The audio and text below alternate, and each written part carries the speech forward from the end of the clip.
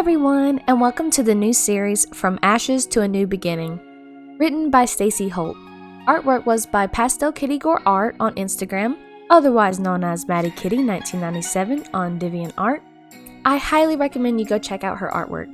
I will also leave everyone that is collaborating within this chapter, which are Adrian and Cat Noir will be voiced by Shane, I will be voicing Marinette and the narrator, Freeze will be voicing the ambulance employee.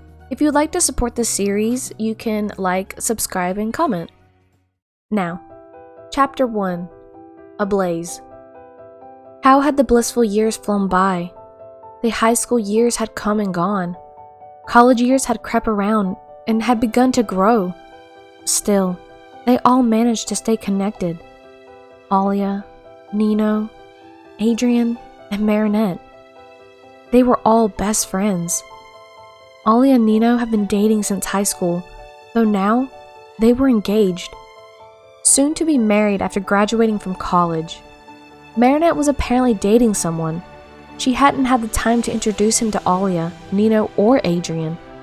Her parents told them about him though. He seemed like a great guy. Though, how could Marinette tell anyone that she was dating a superhero? She couldn't do that. That would make things complicated. Also, people wouldn't understand. They would ask things like, how can you date someone who you don't even know who's under the mask? He could be dating you as Cat Noir, but dating someone else as a civilian. He can cheat on you whenever he wants. Which is true, but would he? Of course not.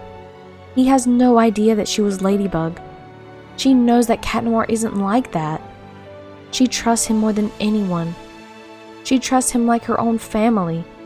Maybe even more since she has risked her life with him on a daily basis. She wasn't a little kid anymore. They have been dating for almost a year now. They connected after a big breakup with her and Luka, and when he was comforting her, they seemed to have had a spark, and one thing led to another. Marinette and Luka are still friends. They just couldn't see eye to eye. He always implied she had feelings for Adrian, which, when she was younger, she couldn't deny it. She did. She couldn't blame Luka. She was too young and dumb. Adrian and Kagami were dating, and after they started dating, she started dating Luka in hopes it would distract her. But that wasn't a reason to be in a relationship. Are you okay? Cat asked, seeing Marinette spacing out. I'm fine, Marinette smiled, lifting her head off of his chest. Alright, you need to go to sleep. Cat laughed softly. No, not yet, Marinette groaned. Yes, Cat said, turning Marinette on her side. I don't want you to go yet, Marinette pouted. Fine.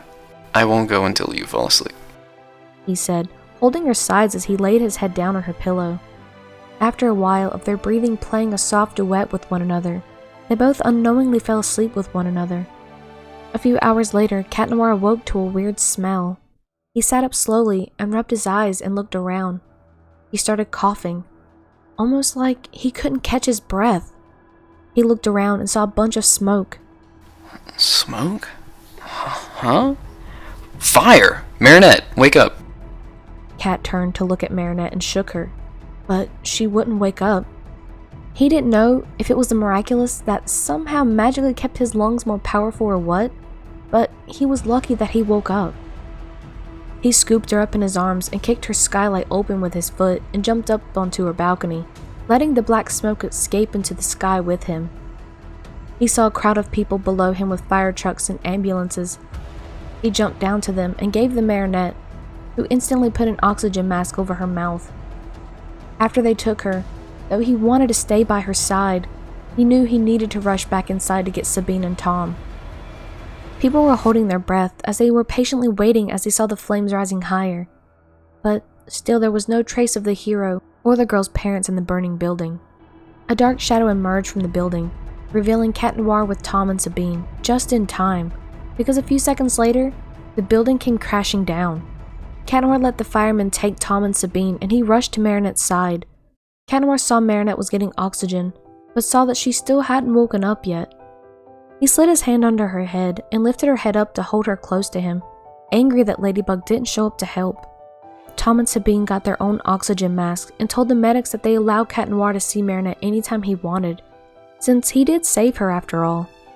They figured that would be the best excuse, rather than to explain that he was dating their daughter. Though him almost crying for a civilian would be a little hard to explain. Cat Noir picked her up and stepped inside the ambulance, shutting the doors behind him to provide privacy until she woke up, making sure the oxygen mask was secured. After a few minutes of Marinette laying in Cat Noir's lap, breathing in the oxygen mask, Marinette started to open her eyes. Marinette looked up and saw Cat Noir. Why are you crying?" she asked and reached up to touch his face. Cat Noir hugged Marinette tightly and cried more. I'm so glad you're alright, Princess. I thought I lost you. He cried. "Lost me? What happened?" Marinette asked, taking her mask off. There was a fire. You weren't breathing, he said, holding her tightly. "A fire? My parents!" she said. I got them out safely, he said. Just think, if I left what I said I was going to, you might have. He said, tears still streaming down his face. "Hey, I'm fine," she said, wiping his tears away. She leaned up and kissed him, not bothering if she tasted his salty tears when they kissed or not. They heard a knock on the back of the ambulance that caused them to look up, and Cat helped Marinette sit up, and he wiped his tears. He tried to steady his breathing and collect himself since they were technically not supposed to know one another. Yes? Cat called out. The door swung open, and a man from the hospital had Sabine and Tom behind him. Well, we are taking them to the hospital for the night. They don't have any major injuries. However, they do need a place to stay for the night and to get cleaned up, the man said. Oh. Yeah. He said, turning to look at Marinette. Stay safe, you three. I'll see you around. He waved with a frown, worry overwhelming him.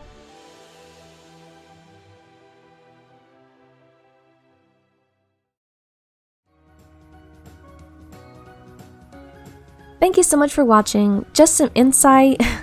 This is based off of a dream that I had, so things are gonna get a little crazy and wild. Though I think you'll like it. Anyways, if you haven't already, you can go check out some of my other videos like Thunderstorms, which is Season 1, Downpour, which is Season 2 of Thunderstorms, The Butterfly That Brought Us Together, and so on. But for now, if you want to support me, you can like, subscribe, and comment, and I'll see you guys in the next one. Bye guys!